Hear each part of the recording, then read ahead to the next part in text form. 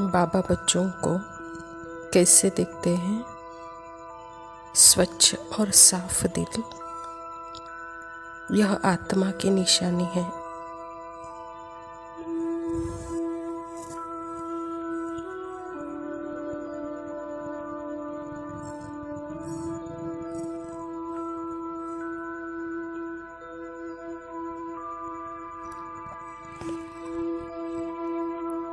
बाबा चाहते हैं कि वह स्वच्छ और साफ दिल स्वरूप बन जाओ।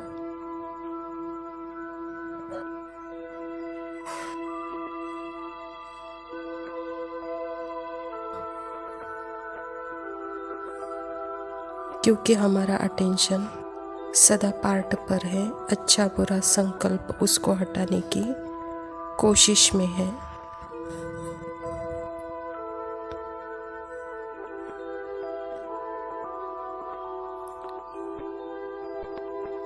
मतलब है कि मैं कहीं न कहीं बिलीव कर रही हूँ कि मैं पार्ट हूँ।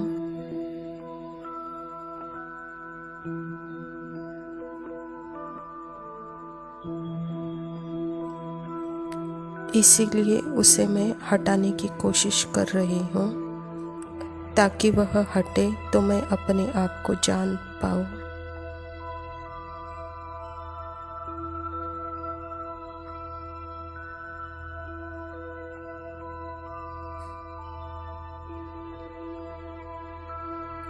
इसीलिए बाबा चाहते हैं कि अपने ट्रुथ नेचर को स्वीकार करने के लिए किसी चीज़ को हटाने की ज़रूरत नहीं है, न मिटाने की ज़रूरत है।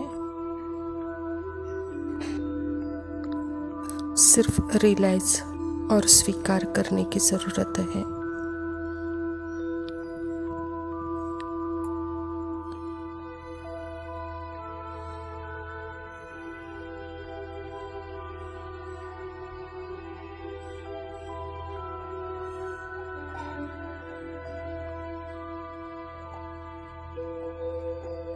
उसके लिए 1 सेकंड लगता है।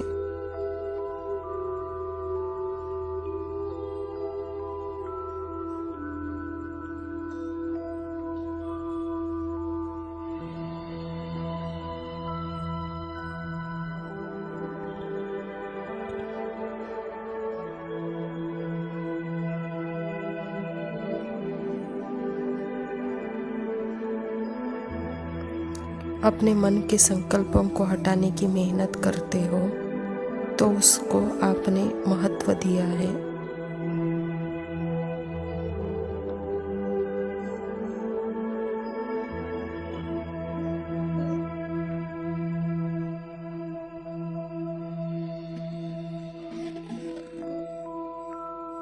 तो वहाँ स्वच्छ और साफ दिल नहीं है।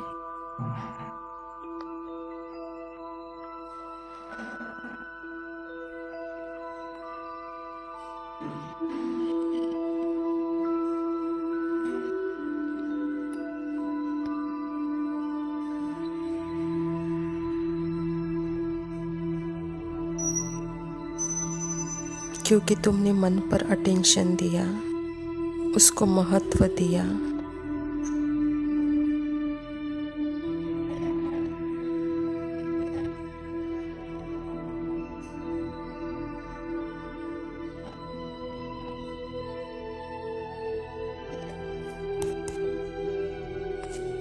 यहाँ आत्मा को रियलाइज करना है, पार्ट के मन बुद्धि संस्कार को स्वीकार करना है।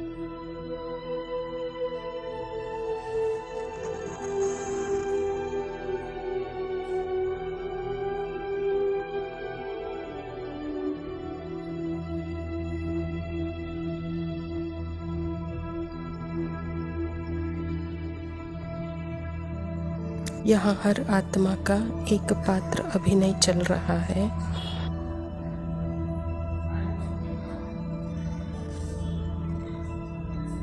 यहाँ सिर्फ अटेंशन मैं और बाबा की तरफ इनर कंबाइंड, और बाहर एक पात्र अभिनय मैं और बाबा उसे देख रहे हैं।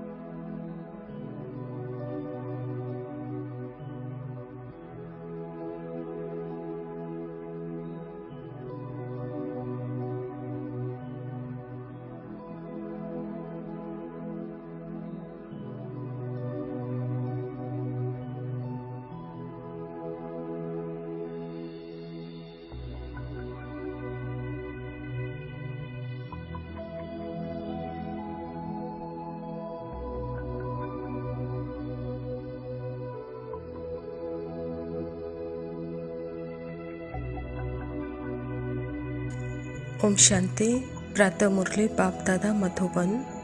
मीठे बच्चे, बाप आए हैं तुम्हें सर्व खजानों से माला माल बनाने। तुम सिर्फ ईश्वरीय मत पर चलो, अच्छी रीति पुरुषार्थ कर वर्षा लो, माया से हार नहीं खाओ। स्वयं परमपिता परमात्मा शिव बाबा प्रजापिता ब्रह्मा के तन में आकर के यह ईश्वर विश्वविद्यालय की स्थापना की है और परमात्मा हमको खजानों के बारे में बता रहे हैं, जिस खजानों को पाने के लिए हमने बहुत मेहनत किया, बहुत उसको ढूंढा, और वह खजाना कोई बाहर नहीं है, मेरे अंदर ही है। तो मैं आत्मा सर्व गुणों और सर्व खजानों से, शक्तियों से मैं संपन्न हूँ। तो बाबा कहता है कि बच्चे, यही माला माल अवस्था है। तो सदा ईश्वरीय मत पर चलते रहकर पुरुष अर्थात मेरी जो श्रुति है वही जैसे कि धन है, वही जैसे कि प्राप्ति है। तो इस स्मृति में रहकर परमात्मा से संपूर्ण वर्षा लो, माया से विजयी बनो, कहता बाबा। प्रश्न है, ईश्वरीय मत, दैवी मत और मनुष्य मत में कौन सा मुख्य अंतर है? उत्तर है, ईश्वरीय मत में तुम बच्चे वापस अपने घर जाते हो, फिर नई दुनिया में उच्च पद पाते हो। दैवी मत में तुम सदा सुखी रहते हो, क्योंकि वह भी बाप द्वारा इस समय की मिली हुई मत है। लेकिन फिर भी उतरते तो नीचे ही हो। मनुष्य मत दुखी बनाती है। ईश्वरीय मत पर चलने के लिए पहले पढ़ाने वाले बाप पर पूरा निश्चय चाहिए। यहाँ सर्वश्रेष्ठ समय का हो। इस समय को महत्व हमको क्यों देना है? क्योंकि सर्वश्रेष्ठ पिता इस धरा पर आकर सर्वश्रेष्ठ मत हम बच्चों को दे रहे हैं। अगर हम सदा उसके श्रीमत पर अभी हैं, तो जैसे कि हम ईश्वरीय मत पर हैं, और ईश्वरीय मत पर चल रहे, तो जैसे कि सदा ही एवरेस्ट के टॉपेस्ट पॉइंट पर बैठे हुए हैं परमात्मा पिता के साथ, और अपने पार्ट को भी साक्षी अवस्था में देख रहे हैं। लेकिन परमात्मा के द्वारा ही मिली हुई मत को धारण कर जब पार्ट के सुखों के अनुभूति में आते हैं, तो वहाँ उसको हम कहेंगे दैवी मत कहेंगे। लेकिन बाबा कहता है कि बच्चे, वह भी जैसे कि नीचे उतरे हुए हैं, क्योंकि मन के द्वारा जो भी भोग मिले हुए हैं उस भोग को स्वीकार करना अर्थात ही सर्वश्रेष्ठ स्मृति के अनुभव से नीचे उतर करके मन के द्वारा, मन के आकर्षण में, मन के पहचान में वहाँ फंसे हुए होने के कारण वहाँ पे भी बाबा कहता है कि जैसे ऊंचे अवस्था से नीचे अवस्था में आए हुए। और ईश्वरीय मत, दैवी मत और लास्ट मनुष्य मत। मनुष्य मत तो बाबा कहता है कि वह तो न परमात्मा के मत को मानते हैं, न परमात्मा के श्रीमत पर वह चलते हैं। बाबा कहता है सदा ही वह जैसे कि 5 विकारों में फंसे हुए असुर के समान है, कहता बाबा। और वह सदा ही दुख भोगते रहते हैं, दुखी होते रहते हैं। धारणा के लिए मुख्य सार है, पहला पॉइंट है, अपनी बीमारी सर्जन से कभी भी छिपानी नहीं है। माया के भूतों से स्वयं को बचाना है। अपने को राज तिलक देने के लिए सर्विस जरूर करनी है। यह ईश्वरीय मत पर चलने के लिए बाबा ने हमको याद और सेवा का बैलेंस कहा है। तो सदा याद और सेवा के बैलेंस में रहते हुए बाबा कहते स्वयं को राज तिलक दो और स्वयं को सदा माया के भूतों से बचाओ, कहता बाबा। जब सदा ही याद और सेवा में हम बिजी रहते हैं, तो जैसे कि माया से बचे हुए हैं। दूसरा पॉइंट है, स्वयं को अविनाशी ज्ञान धन से धनवान बनाना है। अब पापात्माओं से लेन देन नहीं करनी है, पढ़ाई पर पूरा अटेंशन देना है।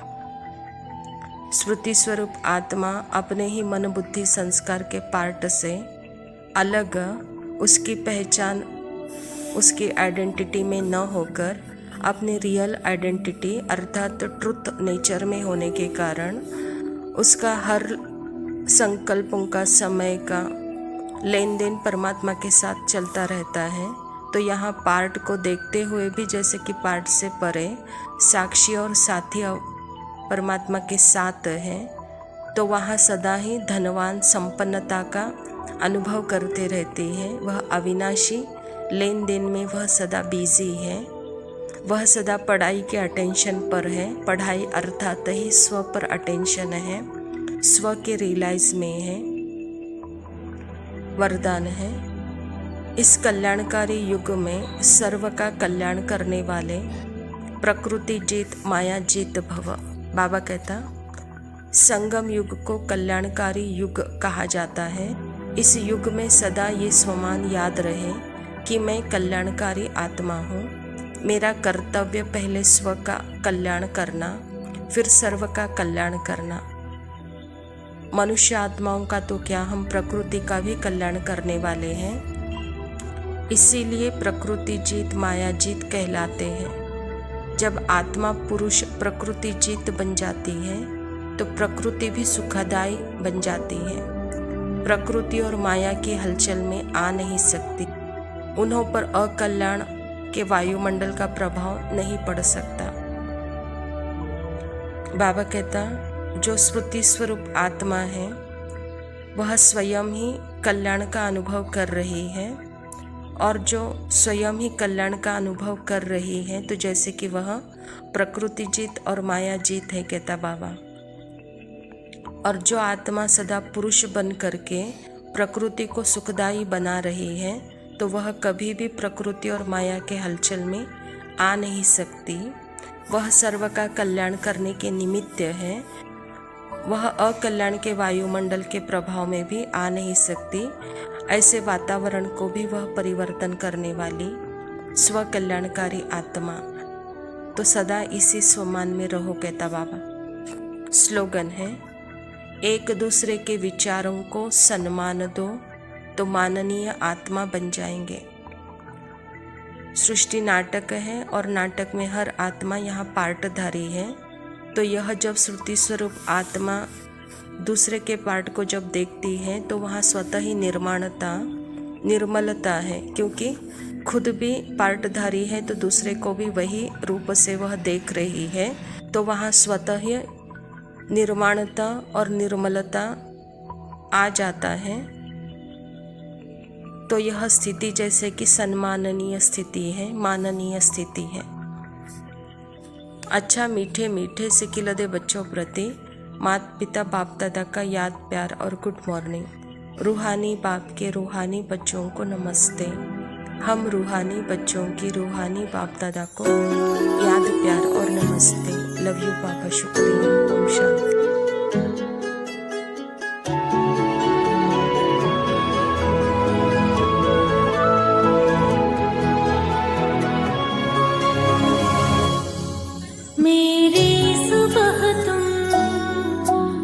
शाम तुम ही रहते सदा हो, मेरे पास तुम ही संसार मेरे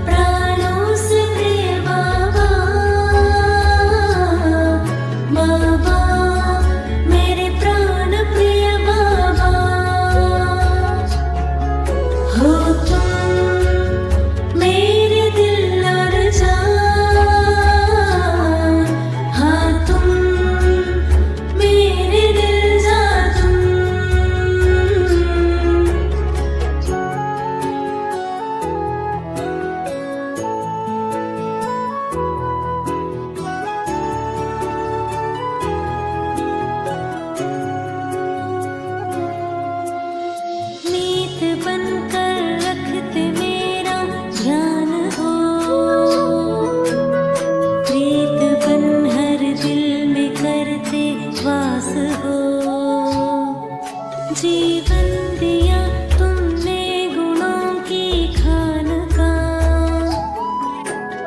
सुख दिया तुमने तो सारे जहान का। प्रेम के मोती बिखेरूं मैं तो सुबह हो शाम। बाबा प्राणों से प्रिय बाबा, बाबा मेरे प्राण प्रिय बाबा, हो तुम मेरे दिल और जान, हाँ तुम मेरे दिल जा तुम।